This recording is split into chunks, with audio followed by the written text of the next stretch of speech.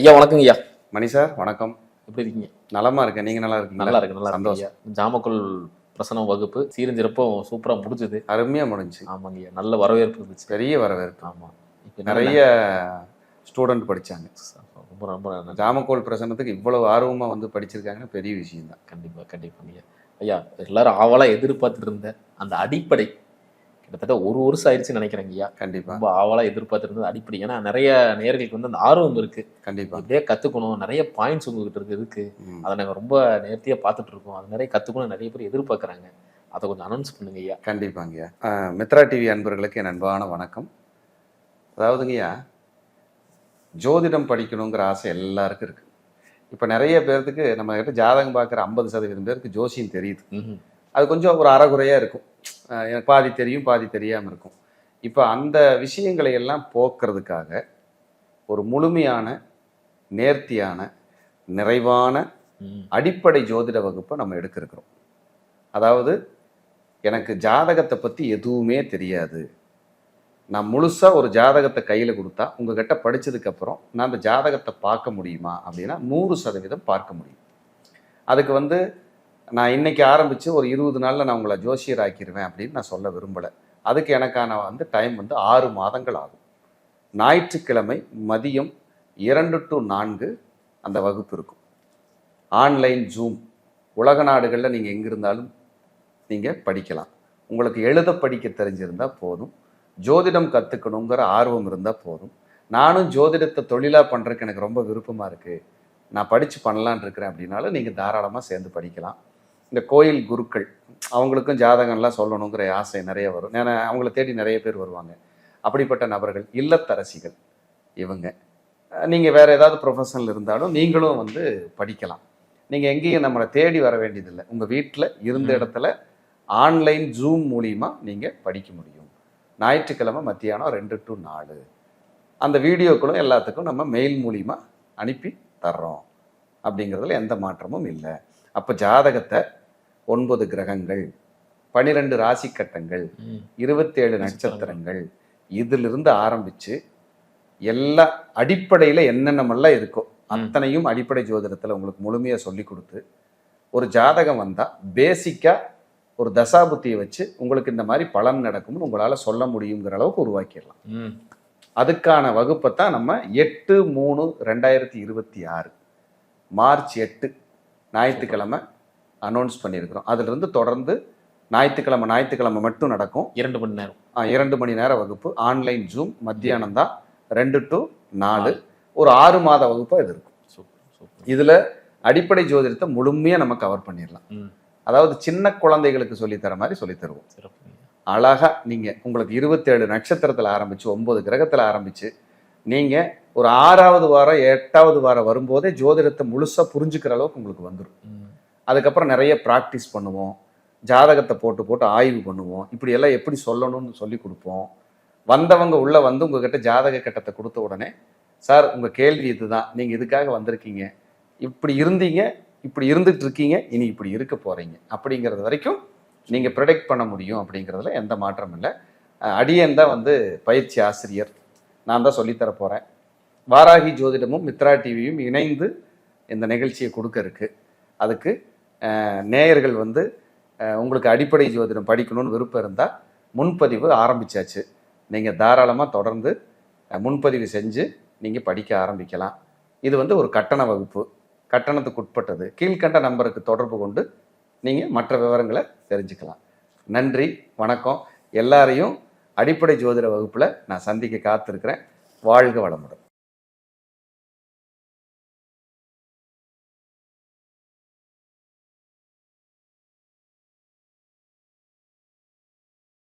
ஐயா வணக்கங்க ஐயா. வணக்கம் மணிகண்டன் சார், எப்படி இருக்கீங்க? நலமா இருக்கிறேன். சிறப்பு. இறையருள் குருவருள். நீங்க நலமா இருக்கீங்க? நலமா இருக்கேன். மகிழ்ச்சி. ஐயா இன்னைக்கு ஒரு முக்கியமான ஒரு கண்டென்ட் சொல்லுங்க ஐயா. நம்ம நேயர்கள் நிறைய பேர் கேட்கறது என்னன்னா, ஐயா பயங்கரமா உழைக்கிறோம், ஆனா வந்து ஒரு ஊதியம் கிடையாது, ஒரு உயர்வு இல்லை, நம்ம எப்பதான் வாழ்க்கையில் அடுத்த ஸ்டெப் நகர்றதுன்னு தெரியல, ஏதோ ஒரே லைன்ல போயிட்டு இருக்கிற மாதிரி இருக்கு, பல பயிற்சிகள் வந்தாலும் ஒரே மாதிரி தாங்க இருக்கு, எப்போ எங்களுக்கு விடிவு காலம் பிறக்கும் அப்படின்னு கேட்குறாங்க. உழைத்தும் உயர்வில்லை அப்படின்னு சொல்லலாம். ஸோ அந்த மாதிரி இருக்கக்கூடிய நம்ம மேச ராசி நேயர்கள், ஸோ இவங்களுக்கான பலன் எப்படி இருக்குன்னு சொல்லுங்க.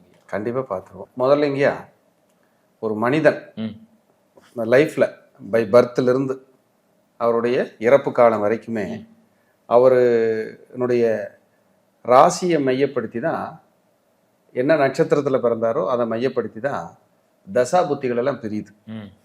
இப்போ ஒருத்தர் மேசத்தில் அஸ்வினியில் பிறந்திருக்காருன்னா பிறக்கும்போது கேது திசையில் பிறந்திருப்பார். அதுக்கப்புறமா 2வது திசையாக சுக்கிரன் வரும், 3வது திசையாக சூரியன் வரும், 4வது திசையாக சந்திரன், 5வது திசையாக செவ்வாய். இப்படி அவங்க லைஃப் ஸ்டைல் போகும். அப்படி தசாபுத்திகள் போகும்போது இவங்க மேசராசியில் பிறந்தவங்களுக்கு அந்த தசாபுத்தி அவங்களுக்கு என்ன செய்ய காத்திருக்கு.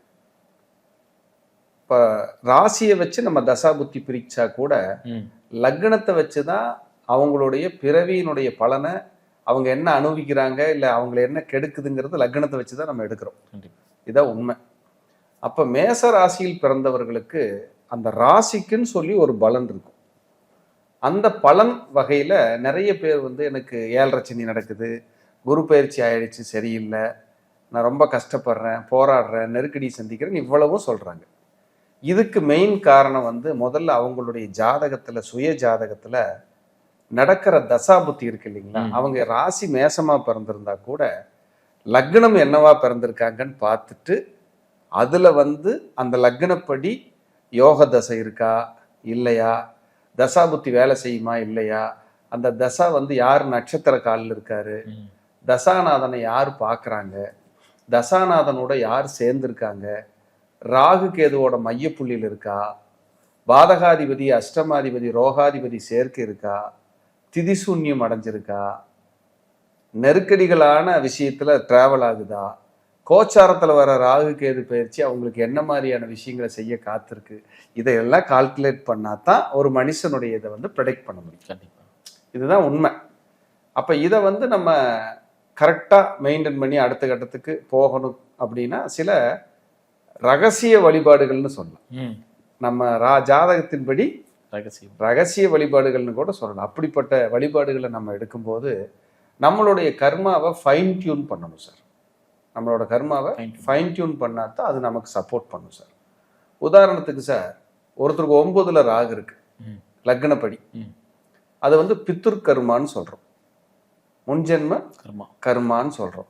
அப்படி 9ல் ராகு இருக்கும்போது இவங்க முன்னோர்கள் குலதெய்வத்தை வழிபட மறந்ததையும், சரியான முறையில் திதி தர்ப்பணம் கொடுக்க மறந்ததையும், முறையான வகையில் அவங்க வாழ்க்கை வம்சாவளியில் வாழ தவறியதையும் சுட்டி காட்டுது. அப்படி அந்த குற்றங்கள் இருக்கும்போது இவர் எவ்வளோ உழைச்சாலும் இவருக்கு பெனிஃபிட் கொடுக்காது.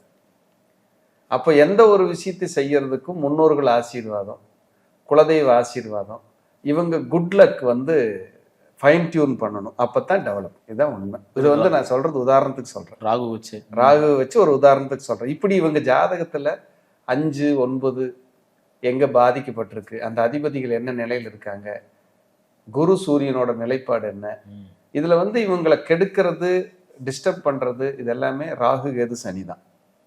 அவங்களாலதான் இது பெரிய பிரச்சனையாகும். அப்படிங்கிறதுல எந்த மாற்றமும் கிடையாது. இது வந்து பொது கான்செப்ட். இது உடனே என் ஜாதகத்துக்கு அப்படியெல்லாம் இல்லைன்னு சொல்லிட்டு வரக்கூடாது. இது வந்து பொதுவாக பேசுகிறோம். உங்கள் ஜாதகத்துக்கு என்ன சொல்லுதுன்னு உங்கள் ஜாதகத்தை பார்த்தா தான் நமக்கு என்னன்னு தெரியும். இது வந்து நம்ம பொதுவாக தான் பேசுகிறோம். சனியோட கர்மாவை என்ன சொல்கிறாங்க அப்படின்னா, அதை வந்து ஸ்லோ கர்மான்னு சொல்கிறாங்க. என்னது ஸ்லோ கர்மா? ஸ்லோனா நீங்கள் வளர்றதுக்கு விடாது.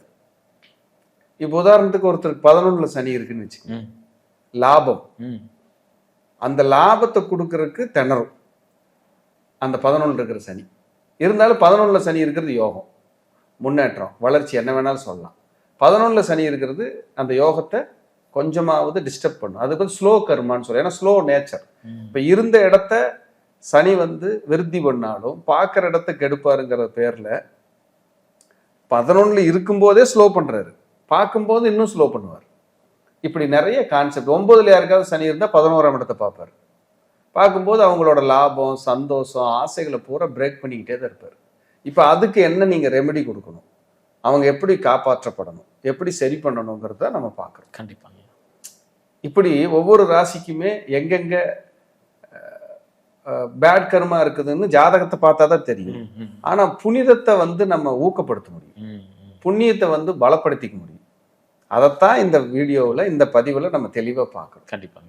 இது எங்கெங்க பிரேக் பண்ணுது, எதனால பிரேக் ஆகுது, எங்க டிஸ்டர்ப் ஆகுதுங்கிறத நம்ம விரிவா பார்க்கணும். அப்படி மேசராசிக்காரர்களுக்கு ராசிநாதன் செவ்வாய். ராசிநாதன் செவ்வாய். அவரு ஃபர்ஸ்ட் நீசமாகிற இடம்னு எடுத்துட்டீங்கன்னா 4ஆம் இடம். எங்க? கடகத்துல. அப்ப 4ஆம் இடத்துல நீசமாகறதுனால அவருக்கு நிறைய வந்து சொத்துக்கள், தாயார், இடம், நிலம், வீடு, இவருடைய கல்வி இதெல்லாம் போராடி போராடி தான் மேல வரணும். போனோம் வந்தோம்ங்கிறது அவருக்கு கொடுக்காது. இதுல பாக்யாதிபதி யாரு மேசராசிக்கு அப்படின்னு கேட்டீங்கன்னா குரு. அவரே விரையாதிபதி ஆகிறாரு. அப்ப இவங்களுக்கு பாக்கியம் நிறைய கொடுத்தா கூட இவங்களால சேமிக்க முடியாத சூழலை கொடுத்துக்கிட்டு தான் இருக்கு. அப்ப புண்ணியத்துக்கானவன் யாரு? 5ஆம் அதிபதி சூரியன். அப்ப 5ல யார் இருக்கான்னா கேது. தடை பண்ணிட்டே தான் இருப்பான். அப்ப நீங்க போறது கேதுவையும், இங்க பாகியஸ்தானத்துல இருக்கிற கேதுவையும், மேசத்துல இருக்கிற கேதுவையும் தான் நீங்க சரி பண்ணணும். நீங்க கேதுவை நீங்க திருப்திப்படுத்தாம நீங்க வேற என்ன பரிகாரம் பண்ணாலும் உங்களுக்கு நீ எப்படி வாழ்றேன்னு பார்க்கலான்னு நம்மளை சவால் கொடுக்கும். அப்ப அந்த டிஸ்டர்பை நீ சரி பண்ணணும், நீங்க பண்ணணும் அப்படின்னா உங்க ஜனன ஜாதகப்படி உங்களுடைய லக்னத்தின் 5, 9 அதிபதிகள் எப்படி? 1, 5, 9 கரெக்டா கேது வந்துருச்சு. கேது வந்து தர்ம திரிகோணம்னு சொல்லுவோம். 1, 5, 9. அப்போ 1, 5, 9ல கேது வந்து உட்கார்ந்துருக்காரு பாருங்க. மேசராசியில கேது, அவங்களுக்கு 5ஆம் இடத்துல சிம்மத்துல கேது, 9ஆம் இடத்துல தனுசுல கேது உட்கார்ந்துருக்காரு. அப்ப இவங்க கேதுக்கு வந்து ரொம்ப ஆளுமையான ஒரு ஜாதகமா வந்திருக்கு மேசராசி அன்பர்களுக்கு. நான் நிறைய உழைக்கிறேன், என்னால் டெவலப் ஆக முடியலன்னா உங்க ராசியில கேது அஸ்வினி, பூர்வ புண்ணியஸ்தானமான 5ஆம் இடத்தில் கேது மகம், பாகிஸ்தானமான 9ஆம் இடத்தில் மூலம். அப்ப இந்த 3ஐயுமே நீங்க ட்ரை ஆங்கிள் மாதிரி போட்டீங்கன்னா அங்க டிஸ்டர்ப் ஆகுது. இப்படி ட்ரை ஆங்கிள் மாதிரி போட்டு மறுபடியும் காற்று ராசியான கும்பம், மிதுனம், துலாம் மறுபடியும் ஒரு ட்ரை ஆங்கிள் மாதிரி போட்டீங்கன்னா அருங்கோணம் வந்துருதா? கண்டிப்பா. இப்படி ஒரு கோணம் வந்துருது. கும்பத்திலிருந்து மிதுனம், மிதுனத்திலிருந்து துலாம், துலாம் இருந்து கும்பத்துல ஒரு கோடு இப்ப ட்ரை ஆங்கிள் போட்டீங்கன்னா அருங்கோணமா வந்துருது. அப்ப இந்த 3ம் கேது நட்சத்திரம், அந்த 3 ராகு நட்சத்திரம் இருக்கு. அதுதான் சரவண பவ. எது? சரவண பவ. அதுதான் இந்த அருங்கோணம். கட்டத்தை எல்லாம் அழிச்சிட்டு அந்த அருங்கோணத்தை வச்சிங்கன்னு வைங்க, அந்த ஜாயிண்ட் எல்லாம் கரெக்டா வந்துச்சுன்னா அதுதான் சரவண பவ. அப்ப இந்த மேசராசிக்காரங்க என்ன பண்ணணும்? சரவண பவ சிம்பல் வந்து எப்பவுமே இருக்கணும். முருகரை பிடிச்சுக்கணும். சரவண பவ சிம்பல். காலம் சரியில்லை, நேரம் சரியில்லை, கோச்சாரம் சரியில்லை, எனக்கு தசாபுத்தி சரியில்லை, நான் ரொம்ப கஷ்டப்படுறேன், நான் என்ன பிரச்சனை பண்ணாலும் எனக்கு வந்து கஷ்டம், அதாவது என்ன நல்லது பண்ணாலும் பிரச்சனையாக தான் முடியுது, பிரச்சனை மேலே பிரச்சனை வருது, என்னால் நகரவே முடியல, உழைக்கிறேன், முன்னேற முடியல அப்படின்னா இந்த கர்மா கிரகம், கர்மா பிளானட்டான கேது வந்து உங்களுக்கு உங்கள் ராசி 5ஆம் இடம் 9ஆம் இடத்துல ஸ்ட்ராங்காக உட்காந்துருது. அப்படி உட்காரும்போது உங்களால் திணறீங்க.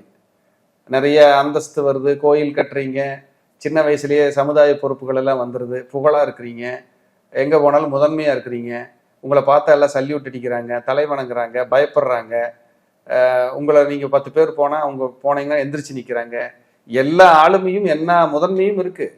பர்சனல் லைஃப்ல ஒரு 10க்கு 10 ரூம்ல உட்காந்து தனியாக யோசிச்சிங்கன்னா நம்ம இந்த வாழ்க்கை இப்படி வாழ்றதுக்கு பதிலாக நம்ம அமைதியாக இருந்துக்கிறது நல்லதுன்னு தோணும் மேசராசிக்காரங்களுக்கு. அவங்களுக்கே வந்து இந்த நெருடல்கள் நிறைய இருக்கும். அதுக்கு காரணம் இந்த பிரச்சனை தான். அப்ப அந்த சரவண பவ அருங்கோண எந்திரம், நீங்க முடிஞ்ச அந்த சரவண பவ எந்திரம் இருக்குல்ல, இப்ப நம்ம பேசுறோம், அதை காட்டிருங்க ஸ்கிரீன்ல.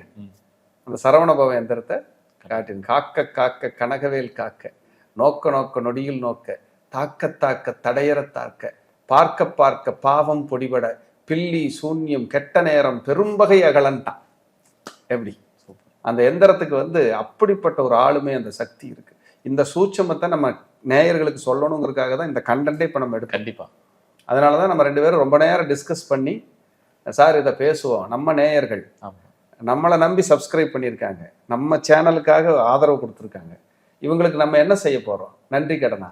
நிறைய பேர் என்னை வந்து பார்க்க முடியாமல் இருக்குது. இப்போவும் சொல்கிறேன், எனக்கு நிறைய அப்பாயின்மெண்ட் இருக்கிறதுனால என்னால் பார்க்க முடியல. இவங்க போய் உங்களுக்கு தெரிஞ்ச ஜோசியர்கிட்டையோ, உங்கள் நண்பர்கள் ஜோதிடர்கள் யாராவது இருந்தால், இல்லை குடும்ப ஜோதிடர்கள், பக்கத்தூர் ஜோதிடர்கள் இருந்தா தயவு செஞ்சு பார்த்து உங்க வாழ்க்கையை மேம்படுத்திக்கிங்க. ம். எனக்காக யாரும் வெயிட் பண்ண வேண்டாம் ம். அப்படிங்கிறது இந்த நேரத்துல நான் சொல்லிக்க விரும்புறேன். கண்டிப்பா.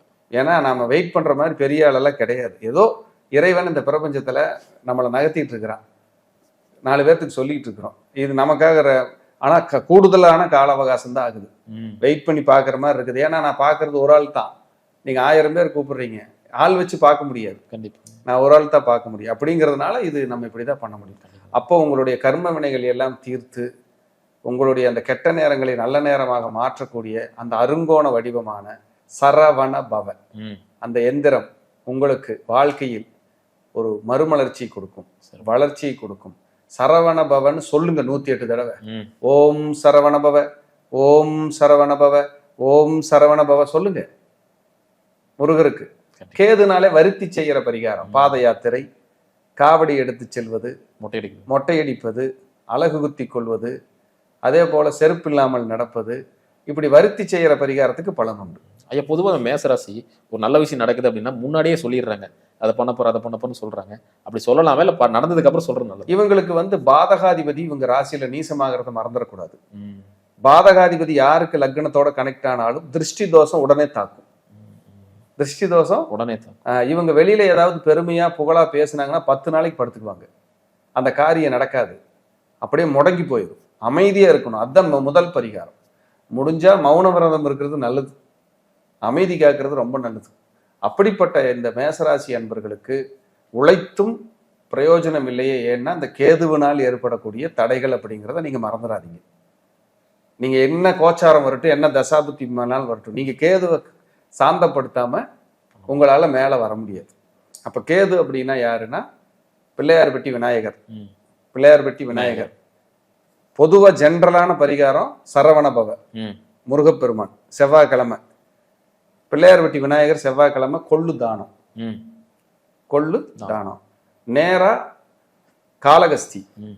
ஞான பிரண சூர்ணாம்பிகை அம்பாளுக்கு போய் செவ்வாய்க்கிழமை அன்னைக்கு ஆத்மார்த்தமான வழிபாடு, பிரார்த்தனை. அது நெருப்பு வீடு. ம். எது 3மே நெருப்பு வீடு, அந்த ட்ரையாங்கிள். அப்ப விளக்கு போட சொல்றோம். அங்க தீபம் எரியறதுக்கு உங்களோட எண்ணெய், நீங்க வாங்கி கொடுக்குற எண்ணெய், நெய் அங்க பயன்படணும். இது ரொம்ப முக்கியம். நீங்க எந்த கோயிலுக்கு போனாலும் அங்க விளக்கு எரியறதுக்கு உங்க கைங்கரியம் நிறைய இருக்கணும். கைங்கரியம் நிறைய இருக்கணும். கேது இல்லையா, மனித முகம் இல்லாத தெய்வ வழிபாடுகள் உங்களுக்கு உயர்வை கொடுக்கும். என்னென்ன? ஆஞ்சநேயர் செவ்வாய்க்கிழமை, சரபேஸ்வரர் செவ்வாய்க்கிழமை, சரபேஸ்வரர். அதே போல செவ்வாய்க்கிழமை உங்களுக்கு வீரபத்ர சுவாமி, இந்த வழிபாடு. இதெல்லாம் உங்களை காப்பாற்றும், உங்களுக்கு வளர்ச்சி. அடிஷ்னலா அன்னை வாராகிய நீங்க வழிபட நிதி நிலைமை சரியாகிறத கண்கூட பார்க்கலாம். நிதி நிலைமை வளர்பிறை பஞ்சமி, பௌர்ணமி, தேய்பிறை பஞ்சமி, இந்த 3க்கும் ஒரு பவர் இருக்கு. அதோட சூட்சமத்தை நான் இந்த ஒரு வீடியோவில் பேசுறேன். ஏன் கும்பிட போறோம், ஏன் இதுக்கு பவர் அதிகம் அப்படிங்கிறத கண்டிப்பா ஒரு நாள் பேசுவோம். அது ரொம்ப சக்தியா இருக்கும். அப்போ இந்த ட்ரையாங்கிள் இந்த அதாவது திரிகோணம்னு சொல்லுவோம், முக்கோணம் சொல்லுவோம். அதை அருங்கோணமா போட்டோம்னா 6 முக்கோணம். இந்த முக்கோணம் மறுபடியும் ஒரு முக்கோணம் போட்டோம்னா அருங்கோணமா வந்துடும். 6 கோணங்கள் இருக்கிறது. அதுல சரவண பவன் எழுதுங்க. அந்த கார்னர்ல, அந்த ஹோல்ஸ்ல சுத்தி எழுதுனீங்கன்னா அந்த சரவண பவன் வந்துடும். இது ராகுகேது நட்சத்திரத்தையும் இணைக்கிற ஒரு அருங்கோணமா இருக்கும். இது ராகுகேது நட்சத்திரத்தை மட்டும்தான் அது இணைக்கும், வேற எதையும் இணைக்காது. அப்ப இதை நீங்க பிரார்த்தனை பண்ணும்போது, சரவண பவ வழிபாடு பண்ணும்போது, முருகரை பிடிக்கும் போது உங்க பிறவி கர்மா போற தீரும். அப்போ நீங்க உழைக்கிற உழைப்புக்கு மரியாதை கிடைக்கும், கொஞ்சமாவது உங்களை வாழ வைக்கும். ஒரு அங்கீகார ரெகக்னைஸை கொடுத்துரும். இந்த பிரார்த்தனைகள் எல்லாம் உறுதியா கொடுக்கும். நீங்க அதை ஆத்மார்த்தமா வழிபாடு பண்ண உங்க வாழ்க்கையில ஒரு மறுமலர்ச்சி கிடைக்கும், வெற்றி கிடைக்கும். நீங்க அடுத்த மூமெண்ட்டுக்கு நீங்க போறத கண்கூட உங்களால பார்க்க முடியும். இது தனிப்பட்ட ஜாதகத்துக்கான பலன் அல்ல, மேச ராசிக்கு உண்டான பொது பலன். உடனே நீங்க எனக்கு இது ஒத்து வரல, எனக்கு சரி வரல, இல்லை இது கரெக்டா இருக்குது, அப்படி இல்லை இப்படி இல்லைன்னு பேசுறதுக்கு வாய்ப்பு இல்லை. உங்களுக்கு தேவைப்பட்டால் உங்க சுயஜாதகத்தை எங்கிட்ட மட்டும் இல்லை, வெளியில் எங்காவது கொடுத்து கூட ஆய்வு பண்ணி முழுமையான பலனை தெரிந்து கொள்ள உங்களை அன்போடு கேட்டுக்கொள்கிறேன். ஸோ இதை ஃபாலோ பண்ணாங்கன்னா இவர்களுக்கு நலம். பலம், வெற்றி, இதுல எந்த மாற்றமும் கிடையாது. ரொம்ப அருமையா சொன்னீங்க. மீண்டும் அடுத்த காணொளியில அடுத்தடுத்த ராசிகளை பத்தி பார்க்கலாம். கண்டிப்பா. நன்றி. வாழ்க வளமுடன்.